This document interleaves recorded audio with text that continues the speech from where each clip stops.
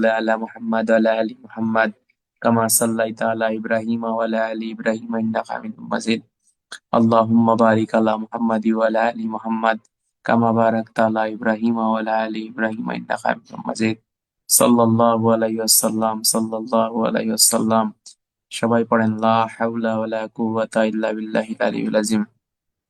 প্রিয় বন্ধুরা, আমরা শুরু করি। আজকে আমাদের ক্লাসের নিয়মটা কি? নিয়মটা তো জানেন সবাই। নিয়মটা হচ্ছে আমি আপনাদের কোশ্চেন করব, আপনারা সবাই উত্তর দেবেন। উত্তর দেবেন কিভাবে? উত্তর নিজে মুখে মুখে বলবেন, আমার শোনার দরকার নাই। আপনি কমেন্ট করবেন, কমেন্ট। দেখেন আপনার সেটের নিচে আছে আপনার কমেন্ট অপশন আছে, ওখানে কমেন্ট করবেন যে উত্তর কি হবে। আর যারা কমেন্টও করতে পারেন না, তারা খালি শুনবেন, শুনলে আপনার উত্তর সব মুখস্থ হয়ে যাবে। ঠিক আছে ইনশাল্লাহ? একেবারেই সহজ প্রসেসে আমরা আজকে ক্লাসটা নেব। মালিহা, মালিহা,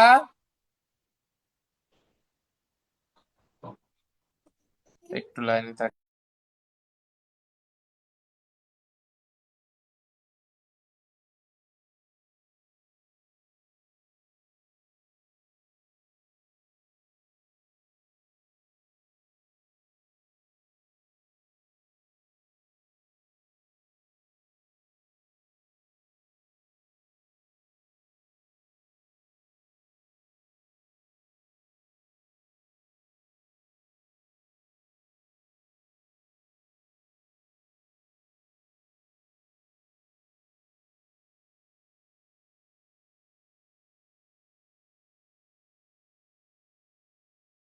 আপনারা উত্তর দেন। বিসমিল্লাহির রহমানির রহিম। ফৌজদারি কার্যবিধি আইন কত সালের আইন ভাই? সবাই দ্রুত অ্যান্সার করবেন, হ্যাঁ? 1898 সালের আইন। ফৌজদারি কার্যবিধি আইনকে ওই দেখো, ওই দেখো।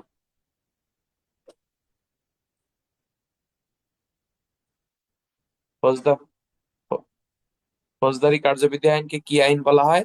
পদ্ধতিগত আইন, তারপরে সুনির্দিষ্ট প্রতিকার আইন, কোনটিই না। সঠিক অ্যান্সার কি? সঠিক অ্যান্সার হচ্ছে পদ্ধতিগত আইন বলা হয়ে থাকে। হ্যাঁ, ধন্যবাদ। দয়া করে দরজা আটকায় হেঁটে বের হয়ে যাও। ফৌজদারি কার্যবিধি আইনকে কি আইন বলা হয় বন্ধুরা? ফৌজদারি কার্যবিধি আইনকে বলা হচ্ছে পদ্ধতিগত আইন। ধন্যবাদ। আমরা পরবর্তী পরবর্তী কোশ্চেনে চলে যাব। বলেন যে ফৌজদারি কার্যবিধি আইনে সর্বমোট কতটি তফসিল রয়েছে? মালিয়া, বন্ধ করে যাও। কতটি তফসিল রয়েছে? হ্যাঁ, হ্যাঁ, সর্বমোট হচ্ছে আপনার 5টি তফসিল তফসিল আছে। হ্যাঁ, তবে 5টি তফসিলের মধ্যে বর্তমানে আছে 4টি তফসিল বলবৎ আছে। এগুলো মনে রাখতে হবে। এবং ফৌজদারি কার্যবিধি আইন কার্যকর হয় কত তারিখে? কার্যকর হচ্ছে আপনার 1 জুলাই থেকে কার্যকর হয়। ঠিক আছে? আচ্ছা, আমাকে বলেন ফৌজদারি কার্যবিধি আইনে মোট অধ্যায় কয়টি? হ্যাঁ, 35, 40, 45, 46। কতটি অধ্যায়? হ্যাঁ, 46টি অধ্যায় রয়েছে। 46টি অধ্যায় রয়েছে। ফৌজদারি কার্যবিধি আইনে কততম তফসিল বাতিল? প্রথম, দ্বিতীয়, তৃতীয়, চতুর্থ, পঞ্চম। কোন তফসিলটা বাতিল ভাই? হ্যাঁ, প্রথম তফসিলটা হচ্ছে বাতিল। ফৌজদারি কার্যবিধি আইনে ম্যাজিস্ট্রেটের সাধারণ ক্ষমতা কততম তফসিলে আলোচনা করছে? তৃতীয়, চতুর্থ, পঞ্চম, ষষ্ঠ। হ্যাঁ, ধন্যবাদ। এটা হচ্ছে তৃতীয় তফসিলে আপনাকে এটা আলোচনা করছে। বলেন ফৌজদারি কার্যবিধি আইনের আপনার আহ মোট আহ কতটি কলাম আছে বলেন তো? দ্বিতীয় তফসিলের মোট কতটি কলাম আছে? 8টি, 9টি, 10টি, 11টি? হ্যাঁ, 4টি না ভাই, 8টি কলাম আছে, 8টি। আর দ্বিতীয় তফসিলে মোট 8টি আপনার কলাম রয়েছে। এরপরে বলেন ফৌজদারি কার্যবিধি আইন অনুসারে সর্বশেষ এই আইনটা সংশোধন করা হয়েছে কত সালে? হ্যাঁ, 2010, 2011, 2012, 2013? কত সালে সংশোধন করা হয়েছে ভাই বলেন তো? হ্যাঁ, 2012 সালে এই আইন সর্বশেষ সংশোধন করা হয়েছে। এরপরে বলেন ফৌজদারি কার্যবিধি আইন অনুসারে আহ উকিলের সংজ্ঞা কত ধারা? 4-1-ক, 4-1-খ, 4-1-গ। বলেন তো কত? 4-1-ক। ধন্যবাদ।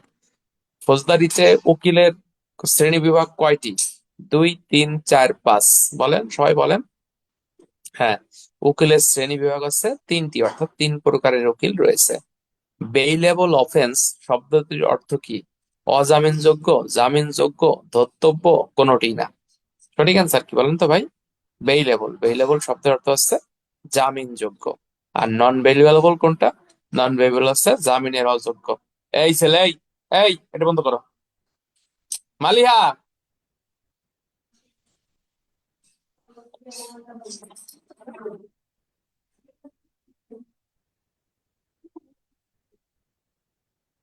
আচ্ছা, ফৌজদারি কার্যবিধি আইন অনুসারে আপনার ইনকোয়ারি সাধারণত কে করে থাকে? আদালত, পুলিশ অফিসার, ক ও খ, কোনটি না? কে করে ভাই? সিআরপিসি ইনকোয়ারি আদালত বা ম্যাজিস্ট্রেট করে থাকে। আচ্ছা, তদন্ত কে করে থাকে ভাই? তদন্ত পুলিশ অফিসার, আদালত, তারপরে ক ও খ কোনটি নাই। হ্যাঁ, কে করে? আদালত করে থাকে। হ্যাঁ, ধন্যবাদ। এরপরে বলেন, ফৌজদারি কার্যবিধি আইন অনুসারে আপনার তদন্ত এর ইংরেজি প্রতিশব্দ নয় কোনটি? ইনভেস্টিগেশন, ইনকোয়ারি, কোনটিই না। হ্যাঁ, কোনটা বলেন তো? ইনকোয়ারি। ইনকোয়ারি তদন্তের ইংরেজি প্রতিশব্দ না। তদন্তের ইংরেজি প্রতিশব্দ কি বন্ধুরা? ইনভেস্টিগেশন। মনে রাখবেন, ইনভেস্টিগেশন শব্দের অর্থ হচ্ছে তদন্ত। ঠিক আছে। এরপরে বলেন, ফৌজদারি কার্যবিধি আইন অনুসারে আহ তদন্তে কার রিপোর্ট অন্তর্ভুক্ত থাকে? পুলিশ অফিসার, আনসারের, নাকি আছে ল্যান্স, বিজিবি, কোনটি না। হ্যাঁ, পুলিশ অফিসারের তদন্ত রিপোর্টে এই তদন্তে রিপোর্ট অন্তর্ভুক্ত থাকে। আচ্ছা, নালিশে কার রিপোর্ট অন্তর্ভুক্ত থাকে না? নালিশে ভাই, নালিশে পুলিশ অফিসারের তদন্তে না নাকি আদালতের, কোনটি না। হ্যাঁ, নালিশ হচ্ছে পুলিশ অফিসারের তদন্ত রিপোর্ট অন্তর্ভুক্ত থাকে না। এই যে অনেকেই চেনবে আমাদের স্টুডেন্ট, ও প্রথমবার লাগে নাই, পরের বার পরীক্ষা দিয়েছে কামরুল, সম্ভবত বরিশালে আছে, তার ক্লিয়ারেন্স নিতে চাইছে। তো আমাদের তো কত স্টুডেন্ট যে ক্লিয়ারেন্স নিচ্ছে র্যাঙ্ক লাগতে, এটা আমি নিজেই জানি না, তাই না? আলহামদুলিল্লাহ, সে অনেক খুশি, আমাকে ফোন দিয়ে অনেক সময় কথা বললো। তো এই যে সে লেগেছিল বলে কিন্তু তার র্যাঙ্কটা হয়েছে, কিন্তু তার সিরিয়াল 400-র পরে ছিল। তো আমি তোমাদের যেটা বলতে চাই, র্যাঙ্ক লাগাইতে গেলে যে 1 2 5 সিরিয়াল থাকা লাগবে এরকম কোনো কথা না। তুমি 200 300 350 400 সিরিয়াল থাকলেও র্যাঙ্ক লাগতেছে। সুতরাং ফ্রাস্ট্রেশনে পড়া যাবে না যে আমার হবে না, আমি মনে হয় জীবন শেষ, আমি মনে হয় পারলাম না। না, আপনাকে 200 250 300 400 সিরিয়ালও কিন্তু আল্লাহ আপনাকে র্যাঙ্ক দিচ্ছে। সুতরাং কঠিন ধৈর্যের সাথে লেগে থাকতে হবে। প্রতিদিন ক্লাস করতে ভাল লাগবে না, প্রতিদিন মানে পড়তে ভাল লাগবে না, সব দিন ক্লাস একরকম হবে না, তারপরও কঠোর ধৈর্যের সাথে আপনাকে লেগে থাকতে হবে। এই যে যে ধৈর্য সহকারে লেগে থাকা, এটাই একটা মনে করেন যে পরীক্ষা। ঠিক আছে। বলেন, ফৌজদারি কার্যবিধি আইন অনুসারে আপনার আহ জামিন আহ অধর্তব্য অপরাধ কত ধারা? অধর্তব্য অপরাধ সারি রাখে স, সারি রাখে ড, সারি রাখে ন, কত ভাই বলেন তো? হ্যাঁ, সারি রাখে ড, অধর্তব্য সারি রাখে ড। কোন ড? ঢাকা লিখতেছে ড লাগে, এই ড। আচ্ছা, এরপরে বলেন, রাষ্ট্রীয় কর্ণিক কে নিয়োগ করে? রাষ্ট্রীয় কর্ণিক প্রধানমন্ত্রী, প্রধান বিচারপতি, রাষ্ট্রপতি, কোনটি না। কে নিয়োগ করে ভাই রাষ্ট্রীয় কর্ণিক? হ্যাঁ, রাষ্ট্রীয় কর্ণিক নিয়োগ করে হচ্ছে প্রধান বিচারপতি নিয়োগ করে। এরপরে বলেন, ফৌজদারি কার্যবিধি আইনে যে সকল জিনিসের সংজ্ঞা প্রদান করা হয়নি, এটা বন্ধ করে তো, যে সকল জিনিসের সংজ্ঞা প্রদান করা হয়নি সে সকল জিনিসের সংজ্ঞা কোন আইনে বর্ণিত অনুযায়ী হবে? দণ্ডবিধি, সাক্ষ্য আইন, তারপরে আছে বা কার্যবিধি, কোনটি না। তাহলে কোন আইন অনুযায়ী হবে ভাই? বলা হচ্ছে যে দণ্ডবিধি আইনে যেভাবে সংজ্ঞায়িত করছে সেইভাবেই হচ্ছে আপনার সংজ্ঞায়িত করতে হবে। এরপরে বলেন যে হাইকোর্ট বলতে কোন কোর্টের অন্তর্ভুক্ত অংশকে বোঝায়?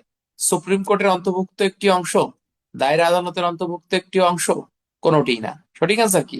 সুপ্রিম কোর্টের অন্তর্ভুক্ত একটি অংশকে এখানে আপনাকে বোঝাবে। এরপরে বলেন, বাংলাদেশে কয় শ্রেণীর আদালত থাকবে? 2 3 4 5, কয় শ্রেণী বলেন তো ভাই? হ্যাঁ, ধন্যবাদ। 2 শ্রেণীর আদালত আপনার থাকবে। এরপরে বলেন, ফৌজদারি কার্যবিধি আইন অনুসারে ফৌজদারি ফৌজদারি কার্যবিধি আইন অনুসারে আপনার এই আহ কয় শ্রেণীর বিচারিক ম্যাজিস্ট্রেট আমাদের বাংলাদেশে থাকবে? বলেন কয় শ্রেণী, বলেন বলেন সবাই বলেন। না বললে কিন্তু মুখে জড়তা কাটবে না, বলতে হবে, সাথে সাথে কমেন্ট করতে হবে এবং ক্লাসে অ্যাটেনশন থাকতে হবে। ধন্যবাদ। হ্যাঁ, সাইফুল, 4 শ্রেণীর বিচারিক ম্যাজিস্ট্রেট আমাদের দেশে থাকবে। আচ্ছা, নির্বাহী ম্যাজিস্ট্রেট আপনার কার্যবিধির কত ধারা? নির্বাহী ম্যাজিস্ট্রেট 10 11 12 13, কয় ধারা বলেন তো? হ্যাঁ, নির্বাহী ম্যাজিস্ট্রেট আছে 10 ধারা। হ্যাঁ, ধন্যবাদ। এরপরে বলেন, ফৌজদারি কার্যবিধি আইন অনুসারে জুডিশিয়াল ম্যাজিস্ট্রেটের অপর নাম কি? বিচারিক ম্যাজিস্ট্রেট, নির্বাহী ম্যাজিস্ট্রেট, ক ও খ কোনটি না। কি হবে বলেন তো জুডিশিয়াল ম্যাজিস্ট্রেটের অপর নাম? হ্যাঁ, ধন্যবাদ। জুডিশিয়াল ম্যাজিস্ট্রেটের অপর নাম হচ্ছে আপনার কি ম্যাজিস্ট্রেট বলেন তো? জুডিশিয়াল ম্যাজিস্ট্রেটের অপর নাম হচ্ছে আপনার কি? বিচারিক ম্যাজিস্ট্রেট, কিন্তু নির্বাহী ম্যাজিস্ট্রেট আলাদা। কার্যবিধি আইনের 12 ধারায় কোন ম্যাজিস্ট্রেট সম্পর্কে আলোচনা করছে ভাই? 12 ধারায়, কার্যবিধি আইনের 12 ধারায় আপনাকে স্পেশাল ম্যাজিস্ট্রেট সম্পর্কে আলোচনা করছে। স্পেশাল ম্যাজিস্ট্রেট কে নিয়োগ করে বলেন তো সবাই? হ্যাঁ, স্পেশাল ম্যাজিস্ট্রেট নিয়োগ করে হচ্ছে সরকার নিয়োগ করে। হ্যাঁ, স্পেশাল ম্যাজিস্ট্রেট কোথায় নিয়োগ করা হয় বলেন তো ভাই? স্পেশাল ম্যাজিস্ট্রেট মহানগর এলাকার বাহিরে নিয়োগ করা হয়, মহানগর এলাকার বাহিরে নিয়োগ করা হয়। এরপরে বলেন স্পেশাল ম্যাজিস্ট্রেট সাধারণত পুলিশের কোন পদমর্যাদার অফিসার হতে পারে? হ্যাঁ, কনস্টেবল, এসআই, এএসআই, ওসি কোনটি না। সঠিক অ্যান্সার কি? কোনটি না। এজন্য হতে পারে হচ্ছে এএসপি থেকে আপ অর্ডার হচ্ছে আপনার হতে পারে। এই ভালো লাগতেছে ভাই? আমরা আজকে ক্লাসে সম্পূর্ণ কমসে কম 300-400 এমসিকিউ আলোচনা করব। এতে আপনাদের কি হবে? এতে হচ্ছে আপনাদের পূর্বের ক্লাসগুলো রিভিশন হয়ে যাবে এবং এমসিকিউটা ঝালাঝালা হয়ে যাবে। এমসিকিউ কে অবহেলা করার কোনো সুযোগ নাই, প্রতি বছর অনেক লোক এমসিকিউ তে ফেল করে। আচ্ছা, এরপরে বলেন যে ফৌজদারি কার্যবিধি আইন অনুসারে আপনার এই যে এই আহ, যে ম্যাজিস্ট্রেট একাধিক অপরাধের বিচার একসাথে করতে পারে, সেই ম্যাজিস্ট্রেট যে বিচার বা যে শাস্তি দেবে তার এখতিয়ার ক্ষমতার কি শাস্তি দেওয়া যাবে না? দ্বিগুণের কম বেশি দিতে পারবে না। তারপরে থ্যাংক ইউ, দ্বিগুণের বেশি দেয়া যাবে না এবং সর্বোচ্চ 14 বছর পর্যন্ত দেয়া যাবে। আজান দিচ্ছে, দাঁড়ান 1 মিনিট ওয়েট করি। কাল তার দণ্ডিত হওয়ার সময় থেকে বাদ দিতে হবে, বাদ দেওয়ার কোনো বিধান নেই, কোনটি না। সঠিক আনসার কি বলেন? হ্যাঁ, বাদ দিতে হবে, অর্থাৎ যে জেল হাজতে যে সময়টুকু থাকবে ওই সময়টুকু অবশ্যই তাকে বাদ দিয়ে দিতে হবে। ধন্যবাদ। এরপরে বলেন ফৌজদারি কার্যবিধি আইনে যে সময়টুকু সে জেলে ছিল তার যে শাস্তি হয়েছে, জেলের সময় বেশি হলে তাকে অর্থদণ্ড দেয়া হলে অর্থদণ্ডের ক্ষেত্রে নিচের কোন বাক্যটি সঠিক? অর্থদণ্ড বাতিল হবে, অর্থদণ্ড বাতিল হবে না, আইনে কোনো বিধান নেই, কোনোটি না। অর্থদণ্ড মাপ, অর্থাৎ অর্থদণ্ড আপনার বাতিল হয়ে যাবে, মনে থাকবে। আচ্ছা, এরপরে বলেন ফৌজদারি কার্যবিধি আইন অনুসারে আপনার এই যে 42 ধারায় কোন ম্যাজিস্ট্রেটকে জনসাধারণ সহায়তা করতে বাধ্য? বিচারিক, নির্বাহী, ক খ কোনটি না। কোন ম্যাজিস্ট্রেট বলেন তো? না, নির্বাহী না, শুধু নির্বাহী না ভাই, ক খ হবে। এ দেখছেন এই যে ভুল, আপনারা ভুল বলছেন। বিচারিক এবং নির্বাহী উভয় ম্যাজিস্ট্রেটকেই কিন্তু সাহায্য করতে বাধ্য থাকবে। শুধু আপনার ওই যে ওইটা বললে কিন্তু আপনার হবে না, এটা মনে রাখবেন। শুধু ওইটা বললে কিন্তু আপনার হবে না, পারে না। ফোন করো, এই মোবাইলে দাগা দাগা করি।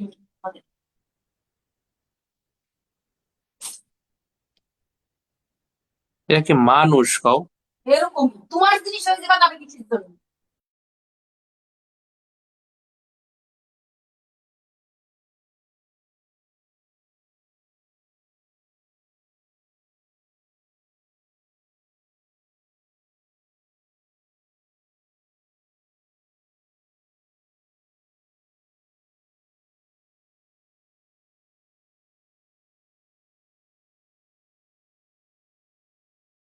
আপনার জরুরি আদেশ সাধারণত কোন এলাকায় প্রযোজ্য হবে না? মেট্রো এলাকায়, তারপর হচ্ছে মেট্রো এলাকার বাইরে, ক খ কোনটি না। হ্যাঁ, মেট্রো এলাকায় বেসিক্যালি আপনার এটা প্রযোজ্য হবে, না একারে না। কি কেমন লাগলো ক্লাস? কি ভালো লাগলো আপনাদের? মনের থেকে বলবেন। হ্যাঁ, ভালো লাগছে তাই না? ভালো লাগবে। শোনেন, আমি ইনশাল্লাহ গ্যারান্টি দিতে পারি যদি শেষ পর্যন্ত আমার সাথে লেগে থাকেন, যেহেতু আমার নিজের পরীক্ষা, আমারও তো একটা প্রস্তুতি আছে তাই না? তাহলে আমি যেরকম প্রস্তুতি নেব আশা করবো ইনশাল্লাহ আপনাদেরও এরকম একটা প্রস্তুতি দেওয়ার চেষ্টা করব। ঠিক আছে? আর মোট কথা কি জানেন, সব কথার শেষ কথা হচ্ছে কঠিন কঠিন কঠিন কঠিন ধৈর্যের সাথে আপনাকে লেগে থাকতে হবে। অর্থাৎ এই ধৈর্যের সাথে লেগে থাকাটাই একটা বড় পরীক্ষা। বেশিরভাগ লোক হচ্ছে আমরা হারাই যাই কখন জানেন? 1-2 মাস পড়ি আর পড়া হয় না, ভাল লাগে না, মাস্টারের বেতন দিতে ভাল লাগে না, বোর সাথে গ্যাঞ্জাম বাঁধে, বাচ্চা কাচ্চার সমস্যা, বাড়ির সমস্যা, ডিপার্টমেন্টের ডিউটির চাপ, মানে এই হজা বড়লা বাইরে আর লেখাপড়া হয় না। কিন্তু আপনাকে ডিটারমিনেশন হতে হবে, প্রতিজ্ঞা করতে হবে যে আমার র্যাঙ্ক নিতেই হবে। শেষ পর্যন্ত এই বছর আমি দেখে ছাড়বো যে শেষ পর্যন্ত আমি পড়বো। ইনশাল্লাহ দেখবেন ভালো কিছু হবে। ঠিক আছে, আর কি কেউ কিছু বলবেন? আপাতত এই পর্যন্ত কি থাকলো। আমরা কালকে ক্লাস বন্ধ রাখবো, শনিবারেও ক্লাস আছে ইনশাল্লাহ। কালকে ক্লাস নেই আগেই জানাবেন, ঠিক আছে? পরে আমরা আমার বই। সপ্তাহে আপাতত 4-5 দিন পড়াই, 4-5 দিন পড়াই, বেশি পড়ানোর দরকার নাই, অনেক সময় আছে। ঠিক আছে। স্যার কালকে একটা স্যার এমসিকিউ পরীক্ষা হলে কেমন হয় স্যার? এমসিকিউ পরীক্ষা নিব ভাই, এমসিকিউ পরীক্ষা যখন সময় হবে আমরা শুরু করব। এমসিকিউ পরীক্ষা যখন নেব তখন প্রতি সপ্তাহেই আমরা নেব, এটা এখনো শুরু করি নাই। আমরা এই বছরও 51টা মডেল টেস্ট পরীক্ষা নিয়েছি আমরা, এবং আমাদের প্রশ্নগুলো যথেষ্ট স্ট্যান্ডার্ড এবং মানসম্মত প্রশ্ন করার চেষ্টা করি। এটা আমরা আস্তে আস্তে পরীক্ষা নেব ভাই, শীট আচ্ছা দেব, স্যার। আসসালামু পরীক্ষা আলাইকুম নেব। স্যার। হ্যাঁ বলেন। স্যার ওই যে একটা প্রশ্ন করছিলেন না, এই যে এই গ্রেপ্তারি পরোয়ানা সাধারণত এই যে আসামির ক্ষেত্রে এবং সাক্ষীর ক্ষেত্রে তো অপশন দিয়েছিলেন, তো অনেক সময় তো সাক্ষীর ক্ষেত্রে তো স্যার জারি করা যায়। জারি করা যায় কখন ভাই সানোয়ার? জারি করা যায় হচ্ছে তখন যখন প্রথমে তিনি সমন অমান্য করে, তাই না? তো সমন জি অমান্য স্যার, জি করে স্যার। করার পরে তো গ্রেপ্তারি পরোয়ানা দেওয়া যায় না। সমন অমান্য হলেই গ্রেপ্তারি পরোয়ানা তার প্রতি ইস্যু হয়, কথা ক্লিয়ার কিনা? তো যখন জি যখন স্যার। তুমি সমন অমান্য করতেছো তখন তুমি তার সাক্ষী নাই, তখন তুমি তো আসামি হয়ে গেছো। জি স্যার, ওইটার জন্য আর কি। হ্যাঁ, আর কোনো সমস্যা বলেন? আর কোনো প্রশ্ন বলেন?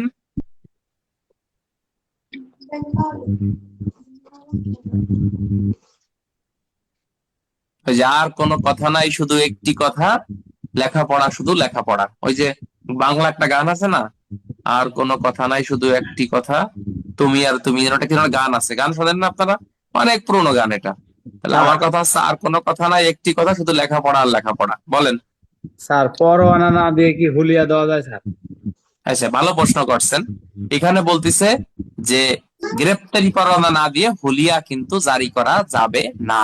ক্লিয়ার? আগে গ্রেপ্তারি পরোয়ানা ইস্যু করে তারপরে হুলিয়া ইস্যু করতে হবে, কিন্তু হুলিয়া এবং কোনো কি পরোয়ানা আপনি একসাথে ইস্যু করতে পারবেন। তুমি ক্লাসে ছিল না ভাই? আমরা এগুলো ডিটেলস ক্লাসে পড়াইছি, ঠিক আছে? প্রশ্ন আসে যে গ্রেপ্তারি পরোয়ানা এবং হুলিয়া একসাথে জারি করা যায় কি, ব্যাখ্যা করো। না, গ্রেপ্তারি পরোয়ানা এবং হুলিয়া একসাথে জারি করা যাবে না। তবে হুলিয়া এবং কোনো কি পরোয়ানা আপনি একসাথে জারি করতে পারবেন। ক্লিয়ার? জি স্যার। স্যার আপনার লেখা আর বই এগুলো তো কি পাওয়া যাবে স্যার? আর বই টই নাই ভাই, বই নাই, বই নাই। আপাতত বইয়ের চিন্তা আছে। আমি একটা নিছি যে বিগত 15 বছরের বা 10 বছরের সকল পোস্ট সম্বলিত একটা মডেল টেস্ট তৈরি করব আমরা। এটা পাবেন আপনারা। আর আপাতত বই আমার কাছে নাই ভাই। বই থাকলে তো বই আপনাদের দিব, তাই না? বই নিলে তার টাকা দিয়ে আপনারা নেবেন, ফ্রি তো আর নেবেন না। তার টাকা দিলে তো আমি তো টাকা পাবো, সমস্যা কি? আমার কাছে নাই, তাহলে আমি দেবো কিভাবে? ঠিক না? এই আর কি। স্যার আমরা নতুন তো, যারা নতুন আছে আপনার বই বের করে দেন। বই লাগবে না, আমরা এই যে যা পড়াচ্ছি অলরেডি তো শিট দিচ্ছি, তারপরে শিট পাইছেন না, কার্যবিধি শিট অলরেডি দিয়ে দিছি, তারপরে আচ্ছা সূচি আচ্ছা। রেডি করে দিচ্ছি। এবং ক্লাসে শুনতে থাকেন, পাশাপাশি নিজে পড়তে থাকেন। আর যদি সম্ভব হয় হ্যান্ডবুক নতুন একটা বই কিনবেন। এরপরে রাখাল চন্দ্র সূত্রধার এবং বিএল দাস স্যার, এই দুটো গাইড সঙ্গে রাখবেন। পাশাপাশি আমার গাইডটা সংগ্রহ করে রাখতে পারেন, নাই তো পাবেন কোয়ানে। না পারলে আরো বাজারে যে সস্তা গাইড মাইড যা আছে, অনেক স্যারের আছে, এগুলো কিনবেন। কিনলে কি হবে, প্রশ্ন সম্পর্কে ধারণা হবে। ঠিক আছে। জি স্যার। আর পিআরবির জন্য কোনটা কিনবো স্যার? পিআরবির জন্য হচ্ছে আপনি ওই যে গাজী শামসুর রহমান, মতিউর রহমান স্যারের প্রথম দ্বিতীয় খণ্ড কিনবেন।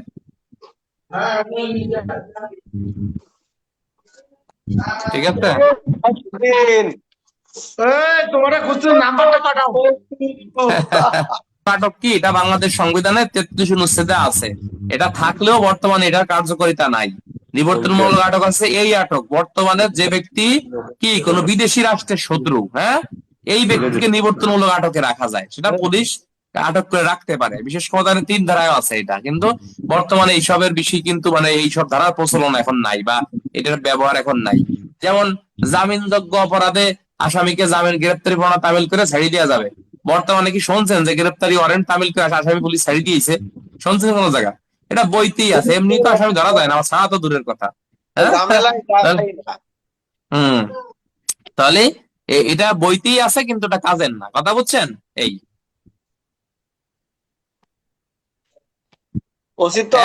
পলাশ ভাই কেমন আছেন? পলাশ বিশ্বাস, শ্বশুরবাড়িতে গেছেন নাকি যান নাই এখন? থানায় থাকেন আর যেখানে থাকেন, আপনি যদি লেখাপড়া করেন, ভালো পথে থাকেন, আপনার কেউ ভালো না জানলেও কেউ খারাপ জানবে না, সবাই বলবে না ছেলেটা লেখাপড়া করে ভালো।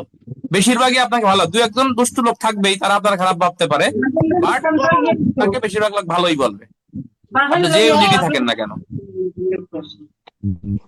সুতরাং এই লেখাপড়ার স্ট্যাটাস আপনার ব্যক্তিগত বিষয়, এটা আপনাকে পড়তেই হবে, নিজের দায়িত্বে করতে হবে ইনশাল্লাহ, ঠিক আছে? তো ভালো থাকেন সবাই, হ্যাঁ, আসসালামু আলাইকুম সবাইকে।